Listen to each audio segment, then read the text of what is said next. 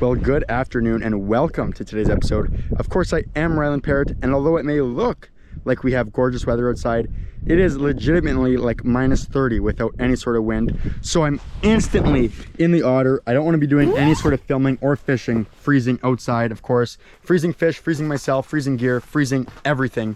Today's episode was actually supposed to be a camp on the ice overnight mission. However, my plans were changed when my buddy heater didn't even want to start this morning, which is obviously a huge problem. A big thank you though to Colton Schick and TJ Reeve. Happy birthday, TJ. In all seriousness though, for supplying me with this heater to at least get me through the afternoon. I'm still having problems with this heater though, so I'm not sure if it's a me problem or a buddy heater problem. Still not sure about that one. However, I do have some good things happening today. One of which is I'm hoping to finally put this bad boy to good use. The GARMIN LIVESCOPE LV32 with the ArcLab shuttle and pole. A big thank you also to Ian Cranston for setting me up with his bundle. Rigging everything up perfectly. It's been an awesome unit and he's been a big help. I'm not sure if it was a genius purchase or the beginning of my financial ruin though. I'm still a little bit on the fence about that one. However, it makes everything that much more exciting, that much more enjoyable, allows you to learn so much more that you just can't do with any sort of other fish finder. So I'm going to hopefully put that to good use. And of course, I did say I was originally planning to camp on the ice, and one of the things that I did bring with me is this weapon right here that was found downtown Grenfell with a free sign on it, and I instantly knew I had to take it. I loaded it up and I wasn't sure what I was going to do with it though, if it was going to be a man cave accessory, a pop-up shack accessory. Today of course it is in my shack, and it is very comfortable actually, with lots of room. As you can tell, I've got lots of room on it. In all seriousness though, I'm not sure why it was free, because it's quite comfortable. So I'm hoping it doesn't have any sort of, you know, ghost juju or anything around it. I should have probably wiped it down maybe a little bit. But in all seriousness, I will be back in a few moments to explain what I'm going to do this afternoon. Well, welcome back. In my intro, I did say that I was going to do a camp on the ice with a catch and cook and all sorts of stuff. Of course, that camp is out of the question. However, the catch and cook is still in the picture. It is already 4:15 right now, so I am on limited time to get this catch and cook done. So I am instantly dressed, ready to cook, and I don't want these fish to think they have any sort of time to get away with not biting or acting finicky. Of course, if I want to catch a fish instantly, I'm going to use probably the best ice fishing lure possibly of all time, the mini Rapala Jigging Rap. I've got that tipped with a perch eyeball just for some extra scent, to let some juices flow out of that, and maybe a little bit of an extra texture, which I hope to add to a fish as soon as it bites. So that is my plan. I've got, like I say, only an hour or so to hopefully bring you a fish if I'm not tangled beyond belief. Wow, okay, so maybe a little bit of a user error. Oh my goodness. Okay, so that is how my day has been going. Of course, with truck sensors and my buddy heater, and now I can't even drop a line to even catch a fish. So I'm not sure why you would possibly be watching this, maybe as a tutorial of how you want your day not to go on the ice. So I'm going to eventually untangle this. It may take me a TV timeout to do so, but I will promise you I will be back and at least attempt to put a lure in the water and catch a fish. So as you can see to the left side, there is a fish slithering along the bottom. As I drop my bait to bottom, he is coming into frame. Oh, please, please. Oh my gosh, my reel. Okay, this is feeling a little more than eater-ish, which is rather unfortunate. As you could tell though, that was obviously an incredible eat. I was dropping my bait down after putting on a fresh eyeball. What is going on? Something is not right on my reel here, unless this fish is just that large. It is giving huge head shakes. Maybe it's a carp or something. You can see that fish right below the ice. I should probably pull my transducer. Oh, that is just sick. There's a couple more fish on bottom too. So maybe, oh no. Oh no, okay, I'm gonna pull the transducer. What do I got on the line? A beautiful walleye, which is unfortunate just due to the fact that I cannot eat this one. That's probably a little bit large to eat. However, it is a perfect fish, unhooked. Show it off right there. As you could tell, that did a fantastic job of showcasing the advantages to the LiveScope system. that is probably actually only like an 18, 19 inch fish. However, it is a magnificent fish and was kind enough to put on a awesome performance on LiveScope. So I'm going to kiss it goodbye. God bless fish. And I'm going to send it back down to the bottom and hopefully bring a more eater sized fish, a little bit more medium. And then hopefully I can throw that fish into the pan, or else catch fish that are too big to eat. That's no problem either also, of course. So as you can see, this fish now came in instantly. I was trying to just adjust my LiveScope and that fish came in, ate the jigging wrap. I'm hoping that this is an eater size fish. That fish literally came in right after I just caught that decent fish. So that could have been one of the other ones on bottom. Please be eatery. Oh no! Maybe a Michael Jordan performance grab there. I've got more fish on bottom. My body heater sounds like it's going to explode. So rather unfortunate. However, I'm going to put this fish on the ice very quickly and hopefully deploy my jigging wrap back down to bottom. Oh man, chaos there. I've waited a good solid hour and a half to catch a fish of any size. So to have a couple fish back to back like this is definitely an encouraging thing to happen, of course. I'm going to now wait just one moment.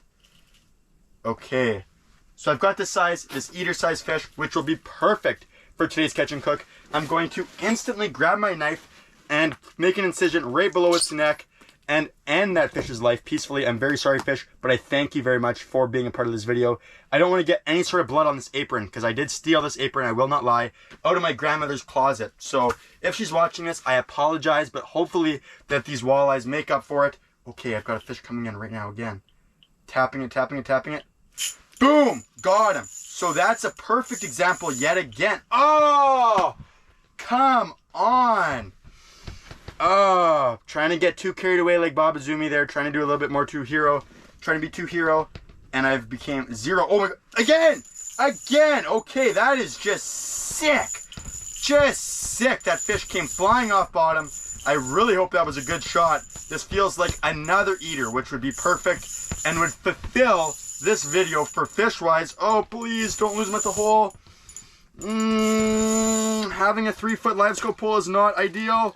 Boom, landed him, and that will be perfect for tonight's supper. So that is 2 fish. I'm not sure if I will catch any more. If I do, if I don't, that is perfect. Not too big, not too small, just size Montreal. So this fish has just shot in out of absolutely nowhere. He is coming up towards the bait. Boom, got him. So that's just one of the advantages of actually using this LiveScope. Oh, you can see another fish down there coming off bottom. I want that fish, so I'm going to horse this fish up. It is extremely small. That's probably likely a pike that's following that bait up. I'm on a Lightning McQueen pit crew here. Got that bait right back down to bottom. Trying to chase that fish down. Please, please, please. Maybe. Oh, maybe not. Okay, another fish is coming in though into frame, a smaller fish. So not that big fish that I was after. However, I will take a fish of any size, please. Oh, and hard rejection. But there was a prime example of one of the more serious things that are amazing about this LiveScope unit.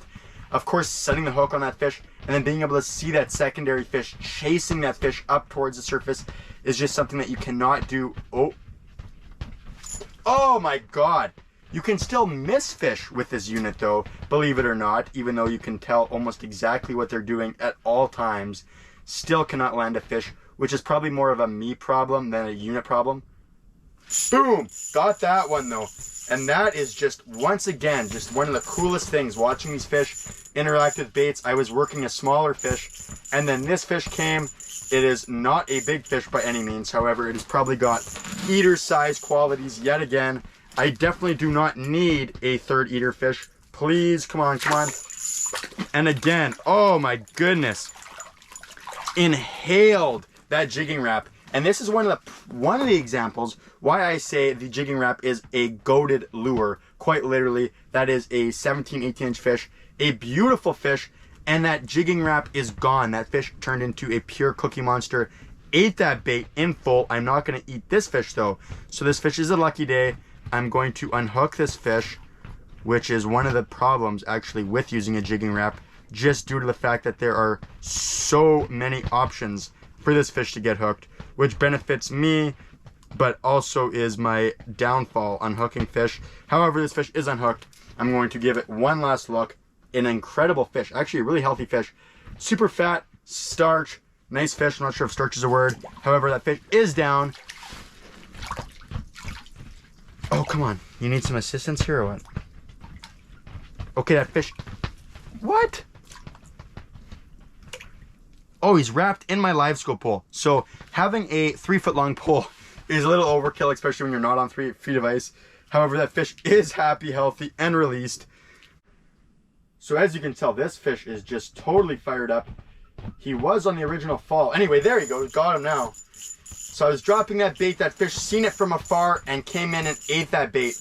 One of the coolest things with this LiveScope, of course, is watching these fish interact with baits from a long ways away. Obviously, oh wow. This is a little bit of a poor representation for size of fish today. This is pretty bad. However, it did a great job, like I say, of watching that fish, chase that bait from like 10 feet away. Once it hit bottom, it was game on. That fish wanted that bait immediately. I was lucky enough to catch that fish and more. Oh, I've got more fish down there now. Enough talking about 10-inch walleyes. I'm going to hopefully catch. Oh, look at this fish there. This fish is coming off bottom. Looked like it was chasing something. It's coming back to my bait. Oh, come on. Come again. It ate my bait on the fall. I'm going to continue to tap this bait. This fish was super fired up. Originally, got him that time. Beautiful. So that is one of the advantages. I've said probably advantages 10 times now in this video. However, you just have so many advantages using one of these units. One of the advantages that you don't have, in my case, is having fish get tangled below your pole. A little bit of a TV timeout maybe needed there. However, I've got this fish, and yet again, you could tell that fish was super aggressive when it chased that bait immediately as it was falling and ate it on the fall. And it's got that Jigging Rap right there down the hatch. Rapala, please sponsor me. In all seriousness though, the Jigging Rap on midwinter fish is just such a lethal weapon. I don't know what it is, just darting around down there. I do have some pliers behind me. Okay, luckily, I've got that Jigging Rap out. I've got that fish landed. Maybe it's the chef outfit. I'm not sure what it is. Maybe this will have to be a reoccurring outfit. However, I do have, like I say, those 2 fish behind me. So that's more than enough for me for supper tonight. So I just came back, set my light up, boom. And just like that, I was dead sticking that bait. That fish came in, ate the Jigging Rap, and did yet again another perfect example of what the capabilities of this LiveScope present. I'm going, where is this fish? Oh, come on. Come on, please, fish, please. And there is another exceptional fish. There is, oh, this fish. Wow, okay, hold on, come on. I've got pliers right behind me. I'm going to hopefully open this fish's mouth. Oh, come on, fish, come on. It's supposed to be a fishing guide here. I've had a lot of practice unhooking fish, and that is not looking like the case with this fish. Oh my gosh. One of the downfalls of this Jigging Rap is that there's hooks everywhere to catch on literally everything. I've got this fish now unhooked. Yet again, another exceptional fish. Crazy looking colors on him, and a huge gouge from presumably a big pike. Obviously that's a fairly big walleye for a pike to eat, but that is a fresh wound. So I'm gonna let this fish back in the water and hopefully continue to catch some fish. Okay, this fish is coming in again. Tapping it on the spot. No! I missed this fish like 4 times now. Oh, come on. You can see he's coming back again to the bait. Got him! Finally! Finally, we've got just terrible lighting. However, this will hopefully, if I can adjust my light, maybe, show me the money. Pretty greasy light job. However, oh, this fish is also at the bottom of the hole. Right there, that is going to be a perfect way to wrap up the in-shack portion of this video. Obviously, the whole point of this was a catch and cook with fish this size, of course. However, I forgot my lighter for my propane cooktop. So I'm going to unhook this fish, send this fish back, and then meet you guys back at home at the dinner table and preparing these fish. Well, welcome back to the kitchen. I have safely made it off the ice. I've now made it home, and of course I've got these fish fillets right in front of me now. So I am gonna show you how to prepare them. I didn't bother filleting them on camera. Obviously there's just so many videos on that, and I wanted to play the safest option and not fillet fish inside my house, because that would, you probably would never see this video if I did that. So now that I've got these fish inside, I'm going to quickly just cut each fillet in half, make it into a little bit of a smaller portion, cut it as so along the fish. Now I've got 8 healthy, perfect chunks of walleye fillets, of course. I am now going to put it into my mix here. Actually, first of all, dip it into some water. I like to give it a little bit of a rinse, and then into my mix. And my mix is a little bit of flour, and then you're gonna need some seasoning salt, some onion powder, and then lemon pepper. A little bit of a random mix. However, it's just been my go-to for a couple years now. Obviously, I also have a little bit of spicy catch and cook mixed in there as well. So I don't like going straight catch and cook, spicy catch and cook that is, just due to the fact that it kind of overpowers the fish. Maybe I'm just a terrible chef. However, we are going to try my method with a little bit of the catch and cook involved. So like I say, drop in the water very quickly into the mix, a couple easy, I don't even know what you would call this, stirs, mixes in the mix. I've got my oil already on command. It's already hot on the press, sorry. So I'm going to throw them in there one by one and pray that my temperature is correct. I'm going to turn it up actually maybe a touch, and I'm going to rinse all of these fillets, get them in there, and then come back once they are cooking on the pan. Well, if that doesn't look totally delicious, I'm not sure what does.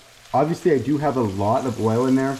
However, I like to go a little bit overboard on my oil. I like to really crispen these fish up. I'm going to quickly flip these fish and pray that they're not burnt on the other side. So we will hope and pray. Let's check them out. Oh yes, that is like almost the definition of perfection. There was a lot of pressure on the fact that those fish would hopefully not be burnt. As you can tell, they are extremely nice and crispy. I'm going to flip the rest of these fish if I'm even able to. This is like maybe a poor showing on my shore lunch abilities here. A little bit of greasy footage. It is obviously extremely challenging to even take myself serious while filming this cooking episode, due to the fact that I don't even know what I'm trying to say. However, I'm going to be back with these fish, hopefully on the plate, not burnt. They're looking good. So a little bit of a A+ chef grade. Luckily, I don't have anybody else here to grade my chef performance. So I'm gonna call it an A+ anyway, and be back with the finished product for you guys. So I have now just finally removed these fish from the pan, and as you can tell, that is just absolute tender juiciness, courtesy, of course, the Rapala Jigging Rap. I'm going to clean everything up and then be back once these fish cool down with a review, an honest review, of course, of how these fish actually finally made out. So now I've got everything relatively cleaned up. So now it is time to finally put all my cooking to good use. I'm hoping I'm going to take the first bite and let's see what it tastes like. As you can tell, that is just crisped to perfection.